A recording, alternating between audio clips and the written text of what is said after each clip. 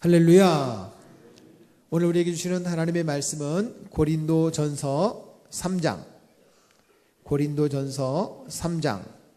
6절부터 9절까지의 말씀을 함께 보겠습니다. 고린도전서 3장 6절부터 9절까지인데요. 제가 한 절, 여러분들 한 절, 제가 한 절, 여러분들 한 절. 제가 먼저 6절 말씀을 봉독하겠습니다. 신약성경 265면 고린도전서 3장 6절 말씀을 제가 먼저 봉독하겠습니다. 나는 심었고 아볼로는 물을 주었으되 오직 하나님께서 자라나게 하셨나니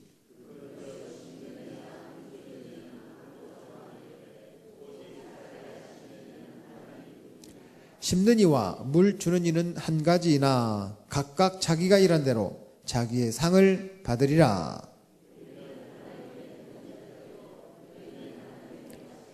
하나님의 집이니라. 아멘. 할렐루야. 저는 육상 선수가 되는 게 꿈이 있었습니다. 그래서 중학교 3학년 때 소년체전 선발전에 나갔습니다. 예선전이었어요. 두 조밖에 없었습니다. A조와 B조.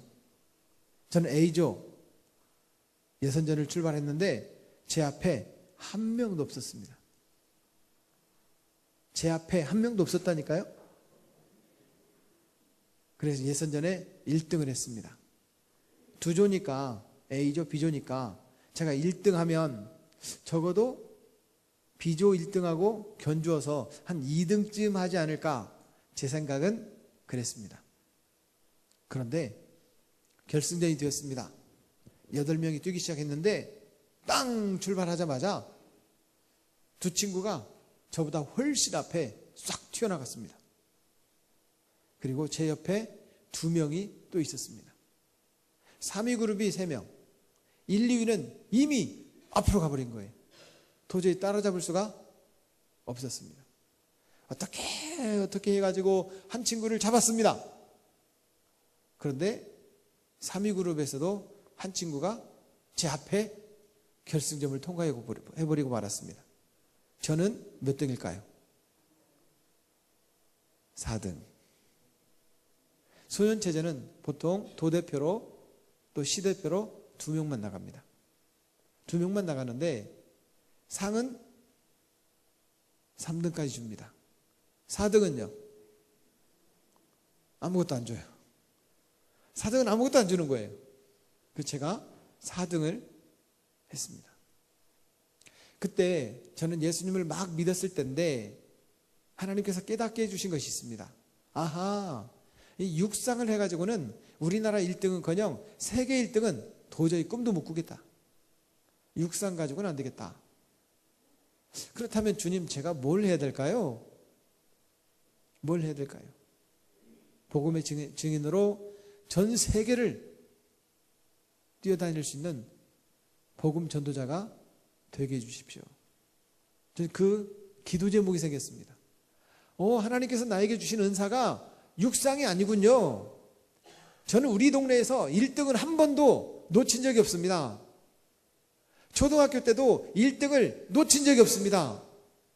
제가 다닌 중학교에서도 1등을 놓친 적이 없습니다. 하나님께서 저에게 육상이라는 은사를 주신 줄 알았습니다. 그런데 4등을 하고 나니까 내가 갈 길이 아니구나. 상을 못 받으면 아무것도 아니로구나. 여러분, 그때 제주도에서 소년체전을 했습니다. 제 평생에 제주도를 갈 수 있는 기회가 생겼습니다. 그런데 제주도를 못 갔습니다. 그래서 제 아내가 제주도 사람이에요. 사랑하는 여러분, 오늘 성경은 이렇게 말씀하십니다. 왜 우리에게 전도를 시키느냐라는 거예요. 주님께서 하시면 되지. 아니, 간단한 방법이 있잖아요. 오늘도 만약에 예수님께서 이 용호동에 오셔가지고 말기암 환자들 10명 선착순으로 모집한다. 손은 되는 자마다 깨끗하게 나아질 것이다. 예수님께서 직접 찌라시를 뿌렸어요. 찌라시를. 이게 웬일이야? 예수님께서 손을 대는 자마다 10명이 나왔어요. 그리고 돌아오는 주일날 선착순 100명은 고침받을 거다. 그러면요, 우리 용운함교회 100명이 아니라 10,000명은 줄 설 겁니다. 왜 이렇게 쉬운 방법을 주님은 쓰시지 아니하시고 우리에게 전도를 하라고 하실까요? 바로 8절 말씀에 그 답이 있습니다. 8절 말씀 스크린 한번 보여주시겠어요? 8절 말씀을 함께 봉독하도록 하겠습니다. 시작. 심는 이와 물 주는 이는 한 가지이나 각각 자기가 일한 대로 자기의 상을 받으리라. 아멘. 여러분, 상 받고 싶어요? 안 받고 싶어요? 상 받는 그리스도인이 되기를 축복합니다. 우리에게 합당한 상을 주시려고 주님은 우리에게 전도를 시키신다는 거예요. 그런데 놀라운 사실은 제 종목이 800m와 1500m였는데 우리 학교에 800m를 함께 뛸 수 있는 친구가 없었어요. 비슷비슷한 실력이 있어야 여러분 더 잘 뛸 수가 있습니다. 그런데 우리나라의 쇼트트랙이라는 것을 보면 유독히 우리나라가 잘합니다. 왜 잘하는가 봤더니 아주 비슷비슷한 실력 있는 친구들이 서로 앞으로 갔다가 막아줬다가, 다른 나라 선수들이 잡으려고 막아줬다가 앞으로 갔다가 막아줬다가, 다른 나라 선수들이 지치는 거예요. 그래서 우리나라가 보통 1등, 2등, 3등을 하는 경우도 있어요. 그래서 세계 쇼트트랙 빙상연맹에서는 한 나라에서 3등까지는 안 된다. 그래서 금메달하고 은메달만 줘요. 동메달도 어딘데? 안 주는 거예요. 그런 방법들을 써서라도 우리나라 사람들에게 상을 못 받도록 작전을 쓰는 거예요. 그럼에도 불구하고 상 받는 사람이 있다는 거예요. 서로 협력하는 거예요. 협력하는 거예요. 오늘 성경은 9절 말씀에 이렇게 말합니다. 너희는 하나님의 뭐라고요? 동역자들이요. 따라하겠습니다. 너희는 하나님의 동역자들이요. 우리는 하나님의 동역자들이요. 사랑하는 여러분, 동역자라고 하면 우리 장로님하고 저하고 이 돈을 같이 벌기로 했어요. 뭔 돈을 벌기로 했느냐? 이 배를 띄워서 물고기를 잡아가지고 와서 이 부산 어시장에 팔기로 했단 말이에요. 그런데 우리 장로님은 얼마나 물고기를 잘 잡는지 몰라요. 막 한 달에 1억 원을 벌어요. 1억 원을. 저는 기름값밖에 못 벌어요. 그래가지고 계산을 해보니까 저는 빵. 우리 장로님은 1억 원을 받으셨어요. 동업자예요. 동업자. 장로님 혼자 1억 원 다 가져가셔야 돼요. 5천만 원씩 나눠 가져야 돼요. 이게 동업자예요. 그러면 우리 장로님께서 제가 어부를 시작한 지 얼마 안 됐어도 물고기 잘 잡기를 원해요? 잘 잡기를 원해요? 장로님께서 알고 있는 그 비법을 가르쳐 주길 원해요? 가르쳐 주길 원해요? 왜요? 왜? 동업자니까. 동업자니까. 우리 주님은 우리에게 친히 말씀하십니다. 우리는 동역자라는 거예요. 전도가 내 일이 아니라 누구 일이에요? 하나님의 일이에요. 하나님의 일이에요? 내 일도 돼요. 그러면 내가 전도를 하면 누가 도와주세요? 동업자이신 예수님께서, 우리 주님께서, 하나님께서 우리를 도와주실 줄로 믿습니다. 내가 전도를 잘하면 누가 기뻐하세요? 동업자이신 우리 하나님께서 기뻐하셔요. 그래서 우리는 주님의 일을 하면 주님이 내 일을 도와주시는 줄로 믿습니다. 따라하겠습니다. 우리는 주님을 위하여, 주님은 우리를 위하여 그렇게 사시기를 축복합니다. 김기동이라는 목사님이 계세요. 김기동. 귀신놈 말하는 김기동 말고 진짜 김기동. 이 목사님은 집사님 시절에 그 오카노 목사님께서 목회하시던 사랑의 교회에 그 수많은 몇만 명이 드는 그런 회중들 앞에서 설교를 했어요. 집사님 때. 어떻게 해서 그 집사님 때 집회를 하게 됐느냐 봤더니 1년에 400명, 450명을 전도하는 거예요. 혼자. 남들은 과천의 경마장에 노름하러 가는 거예요. 노름하러. 이 집사님은 과천 경마장에 전도하러 가는 거예요. 전도하러 가는 거. 이 집사님이 그렇게 많은 사람을 전도하다 보니까 옥하는 목사님께서 집사님을 부흥집회 강사로 세운 거예요. 그 부흥집회 때 했던 설교 가운데 하나가 이런 설교 제목이 있었어요. 나는 주님의 일 하고 주님은 내 일 하시고. 90년대 후반에 제가 이제 서울에서 부교육자를 할 때 그때는 이런 전도지를 가지고 이렇게 나눠주면서 전도한 게 아니라 이 릴테이프를 좋은 설교 같은 것을 이렇게 복제해가지고 나눠주면서 이거 한번 들어보시고 예수 믿으세요 하는 그런 전도 방법들이 있었어요. 그때 너무 그 말씀이 은혜스러워서 복제해서 나눠드렸던 그 설교 제목 하나가 나는 주님의 일 하고 주님은 내 일 하시고. 얼마나 좋아요. 따라서 해보겠습니다. 나는 주님의 일 하고 주님은 내 일 하시고. 내가 이익이에요, 내가 이익이에요. 주님이 손해예요, 주님이 손해예요. 왜냐? 나는 주님의 일에게 조금 하고 주님은 내 일을 다 책임져 주시면, 여러분, 내가 주님의 일 하는 것이 편해요, 내가 내 일 하는 것이 편해요? 모세가 그랬어요. 모세가 사람의 연수가 70이요 강건하면 80이라도 그 연수의 자랑은 뭐예요? 수고와 슬픔뿐이요. 시편 90편 10절 말씀이에요. 뒤돌아보니까 고생밖에 안 했다는, 고생밖에.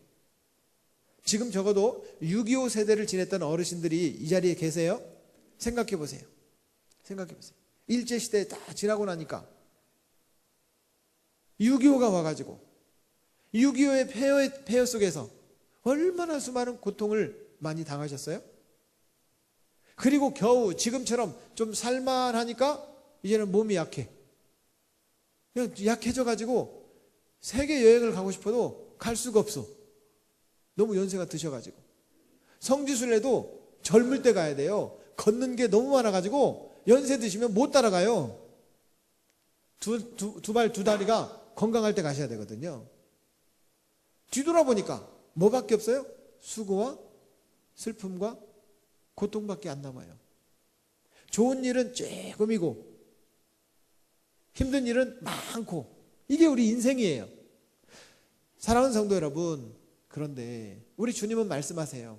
우리가 주님의 일에게 하면 나머지는 주님께서 책임져 주실 줄로 믿습니다. 다시 말해서 우리가 주님의 일을 하는 것이 지혜로운 거냐, 내가 내 일을 하는 것이 지혜로운 거냐. 사랑하는 여러분, 우리가 하는 모든 일들이 주님의 일이 되기를 축복합니다. 이 드러머 공부가 주님의 일이에요. 내 마음대로 공부하면 안 돼.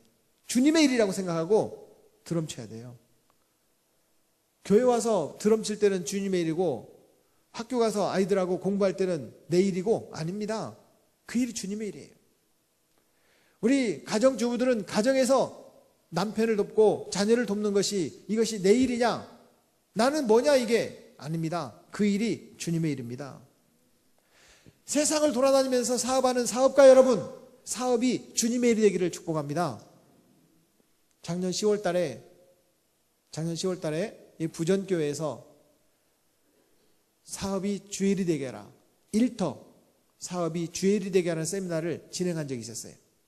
호주에서 데비 헉슨이라는 장로님이 오셔가지고, 이분은 사업가예요. 주님의 일이라는 거예요, 사업이. 그 이분은 특징이 있어요. 주일날은 무조건 주님께 바치는 거예요. 그리고 6일 중에서 하루는 캠핑카를 타고 아무도 없는 광야에 가서 혼자 묵상하고 오시는 거예요, 장로님이. 5일 동안 이래요, 5일 동안.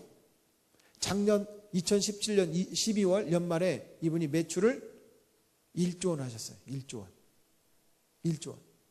근데 이분은 아무것도 없는, 진짜 아무것도 없는 그런 상태로 홀몸으로 호주에 도망 나왔습니다. 도망 나와. 아무것도 없는 사람이. 그런데 하나님께서 축복하시니까 이렇게 되더라, 이런 간증하려고 호주에서 여기까지 날라왔어요. 사랑하는 여러분, 우리가 주님의 일을 하면 주님께서 우리에게 어떤 은혜와 어떤 복을 주시느냐 이 말이에요. 전도가 주님께서 우리를 괴롭히려고 전도하라는 것이 아니고, 전도가 성경에 있으니까 그냥 따라하는 게 아니고 주님께서 우리에게 상을 주시겠다고 말씀하십니다. 심지어 우리에게 동역자니까 하나님께서 지속적으로 공급하시고 용기를 주시고 도와주시겠다는. 그렇다면 성경이 우리에게 약속하시는 축복이 뭐냐라는 거예요. 뭐냐? 우리가 알고 있는 찬양 가운데 이런 찬양이 있습니다.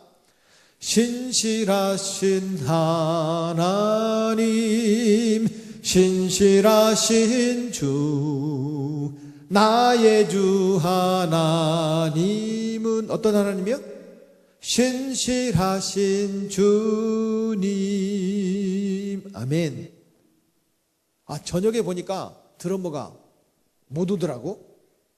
제가 드러머에게 이 학교의 사명을 맡기려고 이 밴드를 하나 쳐야 되겠습니다. 이리 와요, 빨리. 자, 30명. 네, 30명. 드러머를 보면 제가 마음이 따뜻해져요. 우리 아들이 러시아에서 유학을 하고 있는데 유학을 보냈더니 아빠한테 와가지고, 아빠, 저 공부 그만할래요. 왜? 드러머 될래요. 그래가지고 드러머만 보면 제가 마음이 따뜻해져요. 사랑하는 여러분, 성경은 분명히 우리에게 약속하신 하나님의 축복이 있다는 거예요. 주님의 일을 하면 주님께서 우리에게 무슨 약속을 하고 있느냐? 32,500가지 약속이 있다고 합니다. 있다고 합니다라는 말은 제가 직접 세어본 것이 아니라는 뜻이에요. 왜냐? 신학교 교수님들은 그런 걸 연구해야 돼요. 수치가 나와야 되고 개수가 나와야 되고 통계가 나와야 돼요. 그래서 성경에 복이 몇 가지 되느냐? 많아요. 이건 이제 우리 목사님하고 저나 목회자가 하는 말이고, 교수님들은 한 가지, 두 가지, 세 가지 세어봤대요. 그랬더니 몇 가지가 있느냐? 성경에 약속된 축복이 32,500가지랍니다. 몇 가지요? 예, 많기도 많지요. 32,500가지인데 이 32,500가지의 축복을 하루에 한 가지씩 태어나서부터 쭉 받는다면 89세 15일을 받아야 돼요. 다시 말하면 만 89세 15일까지는 전부 못 가요. 복 다 받고 가야 돼. 오늘도 복 받을 줄로 믿습니다. 근데 기복주의는 이게 기독교가 아니에요. 기복주의는 저 샤머니즘은 무당도 있고 불교도 있고 다른 종파에도 다 있어요. 그런데 성경에 약속하신 축복은 우리가 받아야 돼요. 받아야 돼요. 받는 게 당연한데 하나님께서 주시겠다는 복을 안 받으면 뭐냐면 뭐예요? 그렇죠. 어떻게 하셨어요? 여러분, 성경에 약속하신 축복이 이렇게 많더라는 거예요. 이렇게. 우리가 주님의 일을 할 때 주님께서 약속하신 하늘의 복과 은혜를 주실 줄로 믿습니다. 그럼 그 약속을 32,500까지 어떻게 세고 있어요? 그래서 제가 5개 손가락으로 딱 정리를 했어요. 이건 제가 정리한 거예요. 혹시라도 우리 목사님께서 6가지로 말씀해 주시면 그 말씀 들으세요. 하여튼 저는 5가지로 정리했어요. 그 5가지가 뭐냐? 5가지가 뭐냐? 하나님께서 이런 복과 은혜를 주시려고 우리에게 복을 약속하셨단 말이에요. 그런데 어떤 복이냐? 따라하겠습니다. 믿음의 복. 믿음의 복. 로마서 10장 10절 말씀에 보면, 로마서 10장 10절 말씀에 보면, 믿음은 들음에서 나며 들음은 그리스도의 말씀으로 말미암느니라. 사랑하는 여러분, 믿음이 복입니다. 저는 목회를 하면서 제 마음속에 목회자 되기까지 많은 눈물을 흘렸어요. 왜? 우리 엄마가 예수님 안 믿으니까. 자녀들은 예수님 믿는데 부모님이 신앙생활 안 하시는 분들이 계십니다. 반대로 부모님은 신실한데 자녀들이 주님을 떠난 가족들이 있습니다. 남편은 예수님을 잘 믿는데 극히 드문 경우지만 아내가 예수님을 안 믿는 경우가 있습니다. 대부분은 아내는 신실하게 신앙생활 잘하는데 남편들이 예수님을 안 믿는 가정이 있어요. 쪽믿음이 쪽믿음. 여러분, 온 가족들이, 모든 가족들이 믿음 안에서 살아가는 것이 복인 줄로 믿습니다. 그러한 믿음의 복이 있기를 축복합니다. 그 믿음의 복은 어떻게 생기느냐? 여러분, 하나님의 말씀을 들어야 된다는 거예요. 말씀을 들으려면 어디에 나와야 되느냐? 여러분, 예배에 나와야 돼요. 예배에 나오는 사람들이 믿음이 생기는 줄로 믿습니다. 여러분, 이 새벽에 주무시기에 딱 알맞은 시간에 이 새벽에 나와서 말씀을 듣는 여러분들에게 믿음의 복이 있기를 축복합니다. 그럼 우리가 그 믿음의 복을 받았어. 내 믿음이 생겼어요. 무슨 일이 있어도 흔들리지 않는 굳센 믿음이 생겼어요. 뭐 하려고요? 너 혼자 잘 먹고 잘 살고 부자가 되라고요? 아닙니다. 그 믿음 나눠주라고요. 그 믿음으로 세상을 이기라고요. 아멘. 믿음이 이기네. 주 예수를 믿음이 온 세상 이기네. 아멘. 세상을 이기려면 뭐가 있어야 돼요? 믿음이 있어야 돼요. 돈 많이 번 사람들은 많습니다. 그런데 믿음으로 돈 번 사람은 많지 않습니다. 혹시 우리 성도들 중에도 사업하시는 분들이 계실 겁니다. 믿음으로 돈을 많이 버시기를 바랍니다. 공무원들은 제발 돈 벌지 말기를 바랍니다. 왜냐? 국가에서 주는 만큼만 받으셔야 되는데 공무원들이 돈이 갑자기 많이 생겼다. 둘 중에 하나예요. 부모님이 돌아가셔서 유산 상속을 받았든지 아니면 비리를 저질렀든지. 여러분, 공무원이 되겠다라고 했으면 국가에서 주는 그 정량만큼만 복을 받아야 돼요. 혹 어떤 사람은 과도하게 주식을 투자한다든가 그래서 돈을 버는 경우가 있어요. 여러분, 공무원은요 정말 정직하고 정말 바르게 살아가는 표본이 돼야 됩니다. 진짜 돈을 벌려면 늦지 않았습니다. 오늘부터 다 정리하고 사업을 시작하십시오. 실제로 그렇습니다. 사랑하는 여러분, 믿음으로 모든 일들을 감당할 수 있기를 축복합니다.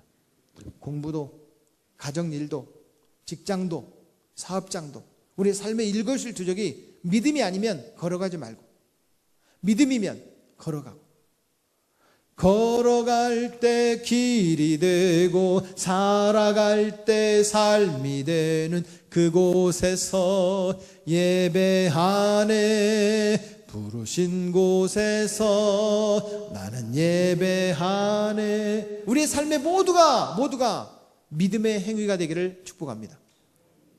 여러분, 예배 드리는 건 너무나도 잘하는 거예요. 그러나 내 삶의 순간순간이 주님을 믿는 믿음이 되기를 축복합니다. 하나님의 말씀을 잘 듣고 예배자가 될 수 있기를 바랍니다. 여러분, 믿음의 복이 있기를 축복합니다. 우리 할머니, 할아버지, 엄마, 아빠, 우리 자녀들, 형제들, 우리 손주들까지 모두가 믿음으로 살기를 축원합니다. 두 번째는 어떤 복이 있느냐 찾아보니까 건강의 복이 있습니다. 건강의 복. 여기에는 분명히 건강이 불편하신 그런 우리 어르신들이나 성도들이 계실 겁니다. 분명히 건강의 복이 있습니다. 성경에는 어떤 건강의 복이 있느냐, 적어도 세 가지를 말합니다. 세 가지. 첫째는 육체의 건강이요, 두 번째는 마음의 건강이요, 세 번째는 영혼의 건강입니다. 육체의 건강은 뭘 해야 돼요? 우리 목사님하고 사모님처럼 산보를 하셔야 돼요. 산보를. 65세 이상 되신 어르신들은 과격한 운동을 제발 그만두셔야 됩니다. 막 암벽 등반 이런 거 그만두셔야 돼요. 뭐 윈드서핑 이런 거 그만두셔야 돼요. 산보를 하시는 게 좋아요. 그래서 유산소 운동을 통해서 자꾸 우리 몸에서 땀이 좀 나야 돼요. 노폐물이 쭉 빠져야 돼요. 그러려면 일주일에 3일에서 한 4일 정도, 우리가 하루에 30분에서 한 40분 정도 속보로 걸으면 땀이 난답니다. 땀이 너무 많이 흐르면요 사람이 탈수 증세가 나타나고 건강이 좋지 않습니다. 그러나 땀이 약간 날 정도의 그런 운동을 하셔야 됩니다. 운동합시다. 무슨 운동이요? 숨쉬기 운동. 이 운동 아닙니다. 여러분 일주일에 한 3, 4일 정도 목사님 사모님이라도 졸래졸래 따라다니면서 운동하십시오. 운동하셔야 돼요. 여러분 돈 들여서 비싼 휘트니스 클럽에 등록 안 해도 돼요. 부산이 얼마나 좋아요. 바닷가를 거닐면서 묵상하면서 운동하셔야 됩니다. 육체도 건강하기를 축복합니다. 두 번째는 마음의 건강이 있습니다. 마음의 건강. 이 마음의 건강이 있으려면 어떻게 해야 되느냐? 좋은 책을 읽어야 됩니다. 그래야 마음이 건강한 거예요. 잡다한 책들, 쓸데없는 지식들 너무나도 많습니다. 사랑하는 여러분, 책 중에 책, 뭘 읽어야 돼요? 성경을 읽어야 돼요. 매일매일 성경을 묵상하고 읽으시기를 바랍니다. 성경은 분명히 말씀하십니다. 그 가운데 기록한 것을 듣는 자와 읽는 자와 그 가운데 기록된 것을 행하는 자가 복이 있나니. 사랑하는 여러분, 하나님의 말씀을 여러분 늘 묵상하고 듣기를 바랍니다. 저나 우리 목사님은 그래도 좀 열린 목회를 하려고 노력하는 스타일이에요. 그런데 옛날 어르신들은 스크린에 설교도 성경도 안 띄워주는 거예요. 찬송도 안 띄워줘요. 무조건 성경 찬송만 갖고 다니라는 거예요. 그런데 그때가 좋았던 것 같아요. 성경을 다 띄워주니까 오바댜가 어디 있지? 오바댜가 구약인가? 신약인가? 이런 분들이 계셔요. 유다서는 어디 있지? 유다가 죽었는데 어디 갔지? 여러분 성경을 찾을지도 몰라요. 성경 목록가는 옛날에 우리 어릴 때나 불렀던 노래처럼 창세기, 출애굽기, 레위기 이런 거는 옛날 아이들이나 불렀던 거지 요즘 아이들은 안 부르는 것처럼 생각해요. 성경이 늘 내 마음속에 묵상이 되어지고 그 말씀이 나에게 주시는 주님의 음성으로 들려지고 그 말씀을 늘 읽고 듣고 지켜 행하는 성도가 되기를 바랍니다. 그건 마음의 건강이 마음이. 책들도 쓸데없는 책들을 읽지 말고요. 여러분 정말 건강한 책들, 시, 수필, 소설, 좋은 책들이 많아요. 이런 책들을 읽어야 돼요. 제가 부산에 왔으니까 부산에 계신 목사님 이야기를 좀 한 가지 하려고 합니다.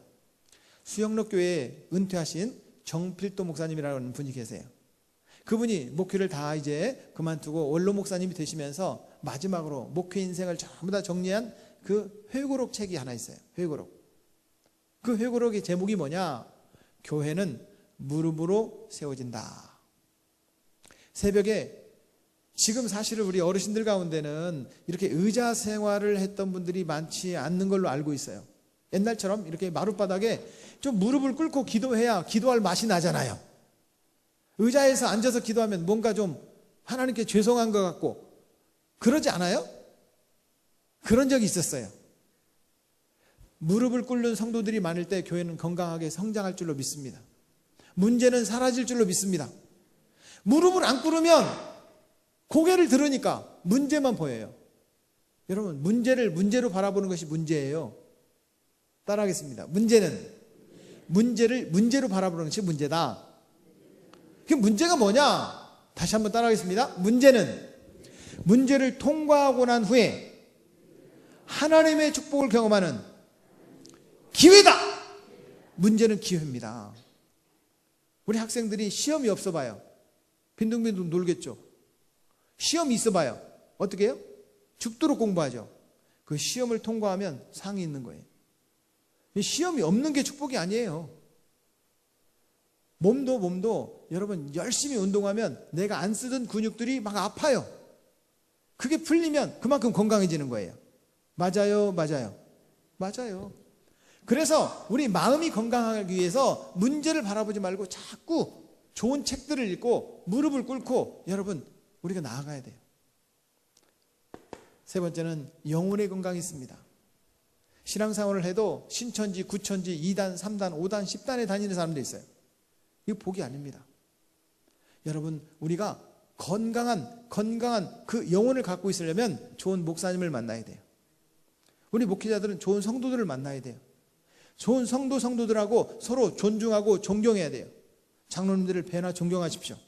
나보다 먼저 신앙생활하는 우리 어르신들을 배나 존경하십시오.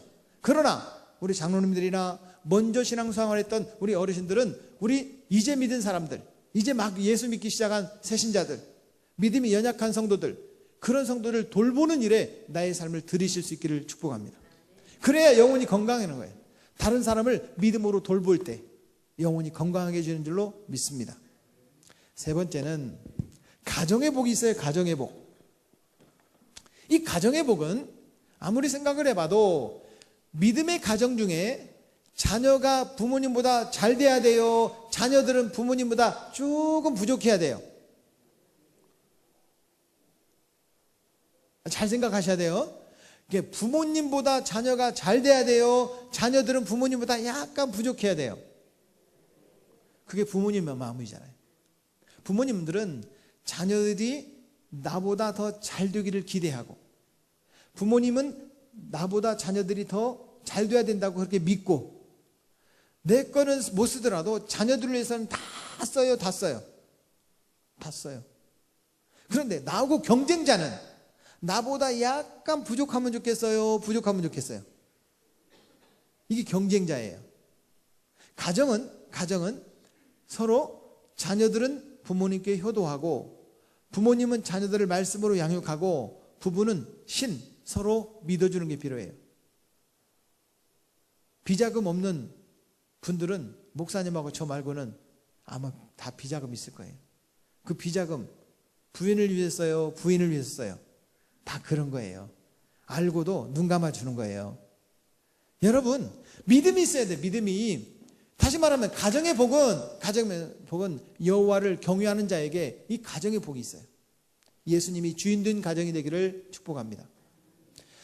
지금 찬송가를 제가 못 찾아봤어요. 옛날 찬송가 305장, 고마워라 임마누엘, 예수만 섬기는 우리 집, 복되고 즐거운 하루하루. 그런 믿음의 가정이 되기를 축복합니다. 그런 믿음의 가정이 여러분 건강한 거예요. 그런데 자식이 부모를 무시해요. 사랑하는 여러분, 수학 좀 잘하고 영어 좀 잘한다고 부모님을 무시해요? 그래서 불효자는 낳지도 마라 이런 말이 있어요. 그럼 낳아놨는데 어떻게 해요? 발로 차서라도 가르쳐야죠. 효도는 어려서 가르쳐야 돼요. 어려서. 김범일 장로님이라고 가나안 동문학교 2대 교장이셨던 김용기 장로님의 첫째 아들 김범일 장로님이라는 분이 계세요. 이 장로님이 쓰신 책 가운데 너무 좋은 책이 있어요. 효자는 결코 망하지 않는다. 효자는 잘 될 수밖에 없다. 이거입니다. 사랑하는 여러분, 가정에 복이 있기를 축복합니다. 가정에는 부모님의 말씀에 순종이 필요합니다. 형제간에 의가 필요합니다. 의. 부부간에 신이 필요합니다. 신. 믿음이 필요합니다. 다시 말하면 우리 가정의 주인이 예수님이 되시면 우리 가정은 복이 될 겁니다. 제가 청년들을 오랫동안 지도했는데, 청년들 지도하다 보니까 청년들이 상처가 많아요. 왜? 부모님이 잘나면 상처가 되더라고요. 텔레비전에도 여러 번 법률 상담을 위해서 나왔던 그 어르신이에요. 이 어르신이 S대 법대를 졸업했어요. 아들이 셋이에요.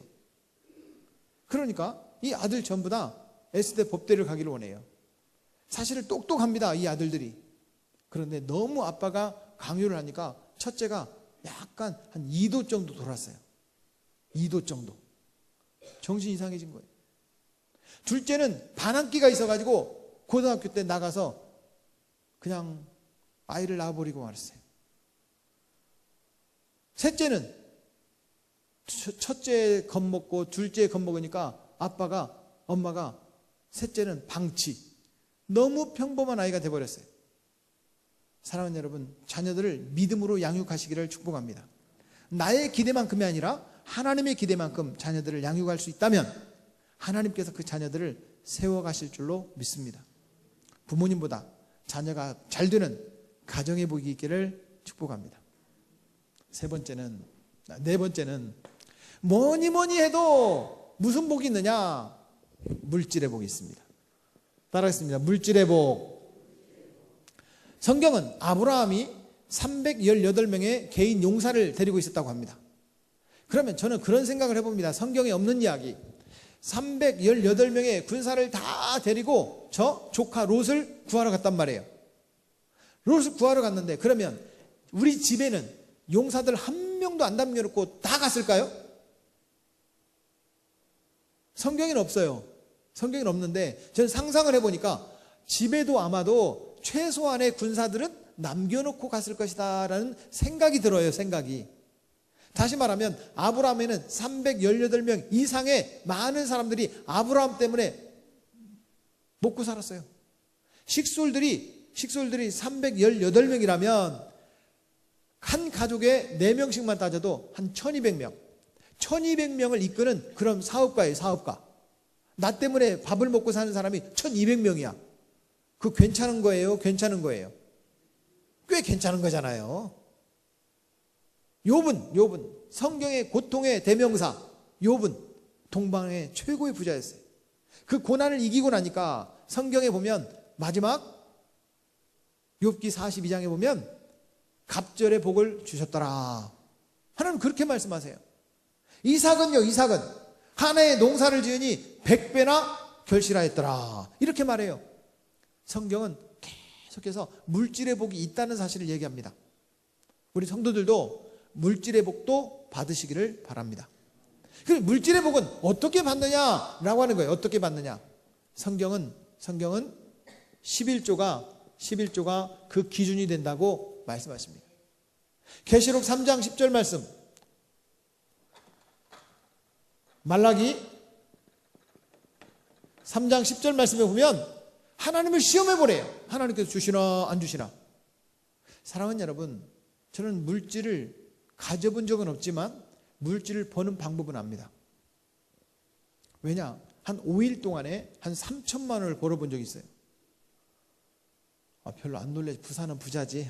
참. 5일 동안에 3천만 원을 벌어본 적이 있어요. 어떻게 목사님이? 하나님이 주시니까. 제가 땀 흘려서 번 게 아니고 하나님 주시니까. 여러분, 돈을 버는 사람은요, 날아가는 돈다발이 그냥 우리 집안에 마당에 뚝 떨어진답니다. 돈을 잃어버리는 사람은 있는 돈다발도 풀어져 가지고 다 바람에 날아가는 거예요. 하나님께서 복을 주셔야 돼요. 아멘. 하나님께서 복을 주시지 않으면 여러분 안 됩니다. 정주영 씨가 한 말이에요. 정주영 씨가. 부자들은 부자의 DNA를 갖고 태어난대. 어려서부터 돈 버는 기술을 안다는 거예요. 왜 그런가 봤더니 자기 집에는 돈이 벌어지는 것이 이렇게 보인다는 거예요. 보인다는 거예요. 자기가 마침 딱 투자를 하면 그 땅이 올라가고, 자기가 투자를 딱 하면 그 주식이 올라가고 그런다는 거예요. 그런데 돈 잃어버리는 사람들이 특징이 있어요. 꼭 잃을 때에다가 투자를 해요. 사랑하는 여러분, 하나님 앞에 기회가 있습니다. 하나님 앞에서 우리가 정직하게 살아간다면 하나님께서 준비하신 축복을 주실 겁니다. 진짜 물질의 복을 받기를 원하십니까? 온전한 11조를 해볼 수 있기를 축복합니다. 제가 마칠 시간이 되어서 더 길게는 말씀을 못 드리겠지만 한 가지만 말씀을 드릴게요. 저 평택에 가면 대구 분이신 제가 너무 사랑하고 존경하는 장로님 부부가 계세요. 이 장로님 부부는 대구에서 너무나 못 사니까 내가 서울로 올라가서 살자. 아들 둘이 있어요. 너무너무 가난한 거예요. 연탄을 소매로 파는 그런 아저씨였어요. 너무 못 살아요. 키도 작아요. 허리도 좀 굽었어요. 그런데 이 아저씨는 성실해요. 어떤 사업가가 이렇게 말했습니다. 최영, 그 아들 둘 먹여 살리겠어. 이거 연탄 장사 그만하고 이건 한번 해보죠. 이거. 그게 뭐냐면 요즘에 한 이슈가 되고 있는 비닐 장사예요. 비닐 장사. 재래시장에 이 검정 비닐봉투. 결론만 말씀드려요. 이 권사님에게 제가 우리 청년들에게 좀 간증을 해달라 그랬어요. 그랬더니 권사님이 큰 장부책, 이만한 금전출납부 말고 큰 장부책 2권을 가지고 오는 거예요. 이분이 하시는 말씀이에요. 목사님이 얘기하면 헌금하라는 거구나 이렇잖아요. 그 권사님이 얘기하셨어요. 얘들아, 이게 뭔지 아니? 우리가 어떻게 알아? 권사님 말씀하셨어요. 내가 15년 동안 이익의 11조가 아니라 매출의 11조한 장부를 한다 보여주는 거예요. 15년 동안 매출이 한 번도 줄어든 적이 없답니다. 제가 이름 대라고 하면 지금도 그 장사를 하고 있으니까 될 수 있어요. 대구 출신 최 장로님. 사랑하는 여러분, 정말 물질의 복이 있기를 원하십니까? 하나님 앞에 투자하십시오. 주님을 위하여 내 가진 것을 쓰십시오. 그때부터 진짜 부자가 될 겁니다. 지난주에 왜 영웅본색의 그 주인공, 이 사람은 왜 8,100억 원이나 되는 돈을 남들을 위해서 쓸까요? 여러분, 돈이 전부다가 아니기 때문입니다. 버는 것보다 더 중요한 것이 쓰는 것입니다. 정말 물질의 부유한 자가 되기를 축복합니다. 마지막 32,500가지를 5손가락 안에 다 담으려고 하니까 이 4가지는 얘기했는데 마지막 한 가지에다가 다 담아야 되잖아요. 성경을 읽다가 저는 찾았습니다. 어떤 복이 있느냐? 형통의 복이 있습니다. 따라하겠습니다. 형통의 복. 형통의 복이 뭐냐? 다 잘 될 거라는 거예요. 자, 옆 사람에게 잘 될 겁니다. 기대하십시오. 어제 그제 버전 잘 되려면 여러분 기대하면 기도해야 됩니다. 기도했으면 기대하십시오. 아멘. 형통은 그러면 어떻게 하면 형통의 복을 받느냐? 창세기 39장에 보니까 요셉이 여호와를 경외함으로, 여호와 하나님을 경외할 때 형통의 복을 받는다라고 말씀하고 있습니다. 경외라는 말은 공경 경자에 두려울 외자, 하나님을 공경하는 마음으로 내가 부족한 잘못하는 거 안 하는 거예요. 죄를 안 짓는 거예요. 하나님 두려워서라도 여러분 죄 안 짓는 거예요. 의의 길을 가는 거예요. 복음의 길을 가는 거예요. 주님이 기뻐하는 길을 가는 거예요. 하나님을 경외하는 자에게 하나님께서 형통의 복을 주실 줄로 믿습니다. 형통이라는 것은 우리가 찬송 434장 후렴 만사형통하리라, 시작. 만사형통하리라. 아멘. 성경은 우리를 귀찮게 하려고, 우리를 부려먹으려고 전도를 시키는 것이 아니라고 말씀하십니다. 심는 이나 물 주는 일은 아무것도 아니로되 오직 하나님께서 자라나게 하시느니라. 사랑하는 여러분, 각각 자기가 일한 대로 자기의 상을 받게 하려 하심이라. 그런데 성경은 이렇게 많은 축복을 약속하고 있다는 말이에요. 기억하기 좋게 5가지만 따라하겠습니다. 믿음의 복, 건강의 복, 가정의 복, 물질의 복, 형통의 복. 어떤 복을 받고 싶어요? 아유, 욕심도 많으셔. 다 받기를 축복합니다. 신명기 28장에 보면 축복장이라고 말합니다. 신명기 28장은 축복장인데 1절부터 68절까지 있어요. 그런데 기가 막히게 축복은 1절부터 14절까지만 얘기하고 있고 15절부터 68절까지는 이렇게 안 하면 저주를 받는다, 이렇게 안 하면 저주를 받는다, 저주를 얘기하고 있습니다. 14절은 축복, 54절은 저주. 그러면 신명기 28장은 저주장입니까? 축복장입니까? 실제로 여러분 있는 대로 말하라니까요. 축복은 14절, 저주는 54절. 저주장이 맞아요? 축복장이 맞아요? 저주장이 맞지. 그런데 신명기 28장을 누가 저주장이라고 말합니까? 저는 그렇게 말씀하시는 분은 한 번도 못 들어본 적이 없어요. 신명기 28장은 뭐라고 얘기하느냐? 축복장이라고 말합니다. 겨우 14절밖에 없는데.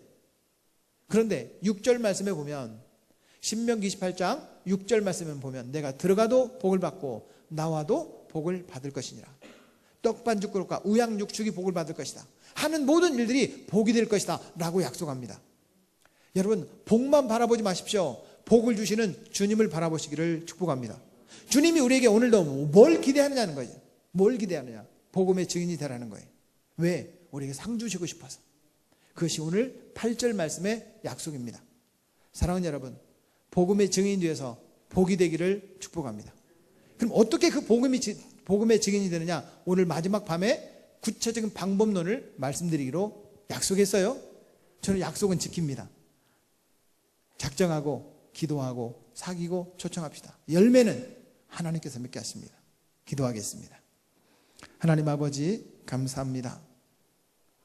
나는 심었고 아볼로는 물을 주었으되 오직 하나님께서 자라나게 하시느니라. 심는 이나 물 주는 이는 아무것도 아니로되 오직 하나님께서 자라나게 하시느니라. 물 심는 이나 물 주는 이는 매 한 가지이나 각각 자기가 일한 대로 자기의 상을 받게 하려 하심이라. 우리는 하나님의 동역자들이요 너희는 하나님의 집이요 밭이니라. 우리에게 상 주시려고 전도의 증인, 복음의 증인, 예수 그리스도의 증인들하고 말씀하신 주님의 말씀을 붙잡고 나아갑니다. 성경에 약속한 축복은 32,500가지가 있다고 합니다. 주님, 믿음의 복이 있게 하여 주옵소서. 건강의 복을 받게 하여 주옵소서. 가정이 복되게 하여 주옵소서. 물질의 복도 허락하여 주옵소서. 형통의 복을 허락하여 주옵소서. 우리 영혼함교회에 속한 모든 믿음의 권속들이 이런 복이 있는 복의 사람이 되게 하여 주옵소서. 오늘 마지막 집회 가운데 주님 말씀하여 주시고 이번 집회를 통해서 우리가 주님이 가장 기뻐하는 것, 영혼 살리는 일에 힘쓰는 그리스도인 되게 주옵소서.